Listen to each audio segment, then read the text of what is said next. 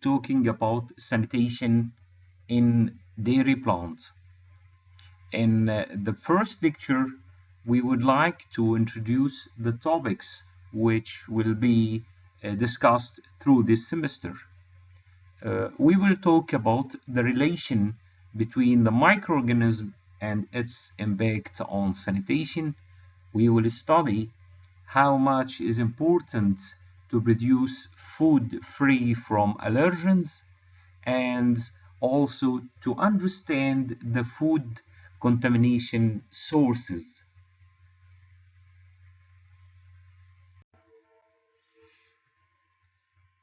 To start this lecture, we need to understand first and differentiate between the food safety and food sanitation. And we will take references which is really adequate to give us the background about each of these terms. The food safety that will assure us that food will not cause harm to the consumer during its preparation or during its consumption. And this is according to its intended use. And this reference is coming from Codex 1997. While food sanitation is the promotion of hygiene and the prevention of disease by maintenance sanitary condition inside plants or during food preparation. And this will gather all the food processing and preparation facilities and equipment. Now, we would like to introduce the three basics of sanitation. And these three basics have goes around the microorganism. For example, how to kill the microorganisms and how to exclude the contamination which harbor these microorganisms. And if we have source of contamination which inoculated with microorganisms, how to prevent the multiplication of these microorganisms.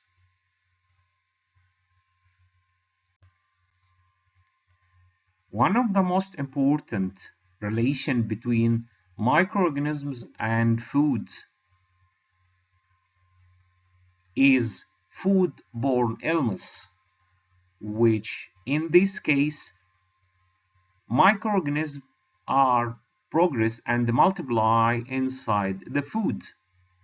So the microorganism itself or one of its metabolites will be able to cause illness to the person who will consume this food. So after ingesting a contaminated food, different types of symptoms will be appeared. Foodborne illness, it is not only restricted to the biological hazard, which contain bacteria, virus, and fungi, but also another main hazard is chemical hazards, which include the toxin which could comes from different environmental pollution or from the production by biological way from bacteria or from fungi.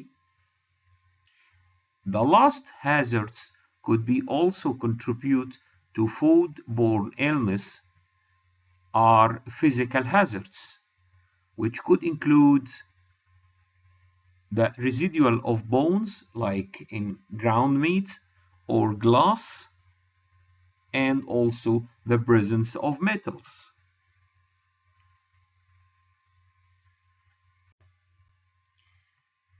How we would diagnose one of illness as a food-borne illness.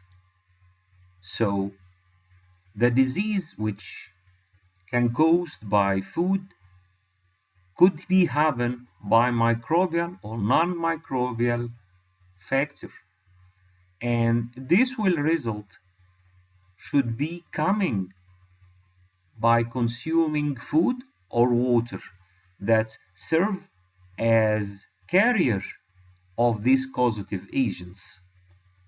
And to confirm the case as a food-borne illness, we need to have symptoms like upset stomach, diarrhea, fever, vomiting, and abdominal cramps, and sometimes through severe diarrhea, we could have dehydration. Samples should be shipped to the laboratory and confirmed by the analysis to identify the source of illness.